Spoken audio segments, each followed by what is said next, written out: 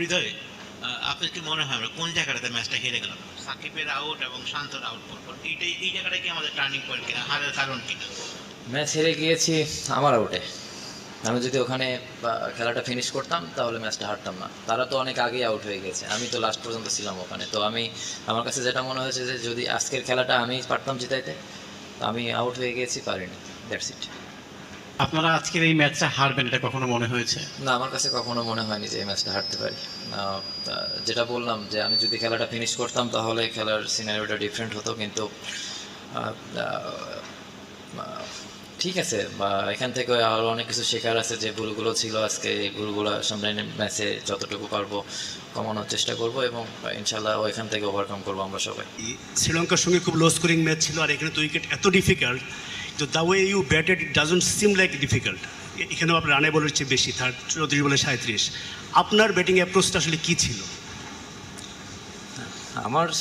আমি যখন ব্যাটিং করি আমার টার্গেটই থাকে যে আমি ইন্টেন্টের সঙ্গে ব্যাটিং করব। রানের খেলা, মাথায় প্ল্যানই থাকে রান কীভাবে রান করতে পারি, সিচুয়েশন যেমনই হোক না কেন। হ্যাঁ, কিছু সময় টাফ সিচুয়েশন ফেস করব, আর ম্যাচের ডিমান্ড অনুযায়ী ট্রাই করি যে ওইভাবে এক্সিকিউশন করার জন্য। আর এখানে এই উইকেটে যদি দেখেন অনেক বড় বড় ব্যাটসম্যানও রান করতে পারেনি বা রান করছে না, বা স্ট্রাইক রেট অনেক হাই, এমন কেউ এখানে নাই আমার দেখা মতো। তো এই উইকেটটা টোটালি একটু ডিফারেন্ট উইকেট। তো এখানে যেভাবে আমরা ব্যাটিং করেছি, শুরুটা ঠিকঠাকই ছিল, মাঝখানেও ভালো ছিল, শুধু ফিনিশটা শেষ করতে পারিনি। আমার কাছে যেটা মনে হয়েছে ওই জায়গায় যদি আমি খেলতাম বা আমি খেলাটা ফিনিশ করতাম তাহলে হয়তো সিনারিওটা আলাদা হতো।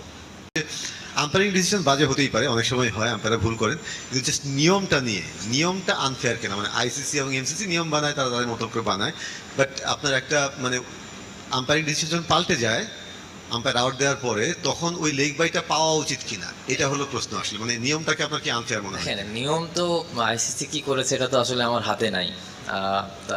কিন্তু ওই সময় ওই 4টা রান অনেক ইম্পর্টেন্ট ছিল আমাদের জন্য, এবং আমি মনে করি যে আম্পায়ার কল দিয়েছে, আম্পায়ার কল দিতেই পারে, ওরাও মানুষ, ভুল হতেই পারে, কিন্তু আমাদের আরও 2-1টা ওয়াইড ছিল যেগুলো ওয়াইড দেয়নি। তো এরকম ভেন্যুতে খেলা যেখানে রান হচ্ছে, লো স্কোরিং ম্যাচ, সেই জায়গায় 1-2টা রান অনেক বড় ফ্যাক্ট। তো আমার কাছে মনে হয় যে ওই 4টা রান বা 2টা ওয়াইড খুব ক্লোজ কল ছিল, ইভেন আমার আউটটা আম্পায়ার্স কল ছিল। তো আমার কাছে মনে হয়েছে যে এই জায়গাগুলা মানে ইমপ্রুভ করার জায়গা আছে অনেক, এবং আইসিসি যেটা নিয়ম করেছে এটা তো আমাদের হাত নাই। তো আমার কাছে মনে হয় যেটা হয়েছে। আচ্ছা, আপনি ব্যাটিং আসার আগে শান্ত এবং সাকিব দুটি পুল করতে গিয়ে আউট হয়েছে নরকিয়া। ব্যাপারটা এরকম হওয়া উচিত যে দক্ষিণ আফ্রিকার একজন বোলারকেও যদি আপনারা একটু কেয়ারফুলি খেলতে চান তাহলে সেটা হওয়া উচিত নরকিয়া। মানে যেভাবে তিনি বল করেন, যে ফর্মে আছেন, তার যে পেস, তো সেখানে আপনি ওদের 2টা শটকে, এটা ক্যাপ্টেন বললে ভালো হতো, বাট যেহেতু আপনি এসেছেন দলের প্রতিনিধি হয়ে, ওই 2টা শটকে আপনি কিভাবে দেখছেন বা এক্সপ্লেন করছেন? না, আমার কাছে মনে হয় যে খুব ভালো শট ছিল, কারণ মোস্ট অফ দ্য বল সে ব্যাক অফ লেন্থে করে। তো ওরে রান করতে গেলে তো পুল শট বা পেস ইউজ করাটাই তো ওখানে পেসটা ইউজ করতেই হবে। তো এক্সিকিউশনটা আজকে ঠিক হয়নি, ভালো হয়নি। তো আমার মনে হয় নেক্সট টাইম যখন ফেস করবে তখন ওইটাই, আজকে আউট হয়েছে ওটা 6 বা 4 হবে ইনশাল্লাহ। তাওহিদ, আমরা জানি যে আসলে আমাদের ব্যাটিংটা খুব, এই উইকেটে আসলে রানটা খুব বেশি হয় না, যে কারণে হয়তো আজকে আমরা 117 রানে চেস করতে পারিনি। কিন্তু আমরা যদি আমাদের ব্যাটিংয়ের দিকে ফিরে যাই, ডালাসে শ্রীলঙ্কার 124 রান করতে গিয়ে কিন্তু আমরা একটা বাজে সিচুয়েশনে পড়েছিলাম, মানে কঠিন করে ম্যাচটা জিতেছি।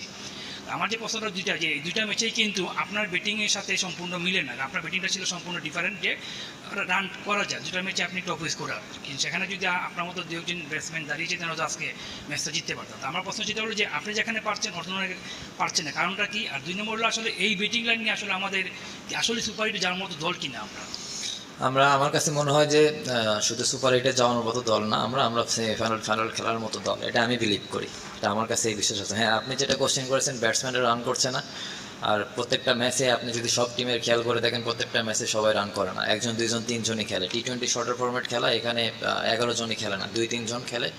তো আমার কাছে যেটা মনে হয় যে 2-3 জন খেলবে যেদিন, সেই দিন যেন তারা খেলাটা একদম শেষ করে, এটা হচ্ছে আমার মানে পার্সোনাল ওপিনিয়ন। তো হ্যাঁ, আমার ব্যাটসম্যানরা রান করছে না, ইনশাল্লাহ সামনের ম্যাচগুলোতে রান করবে, এবং আশা করি যে আমরা খুব তাড়াতাড়ি ওভারকাম করবো ইনশাল্লাহ। নেক্সট কোশ্চেন হচ্ছে তানজিম হাসান সাকিবের বোলিংটা নিয়ে যদি বলতেন। অসাধারণ বোলিং ছিল এটা।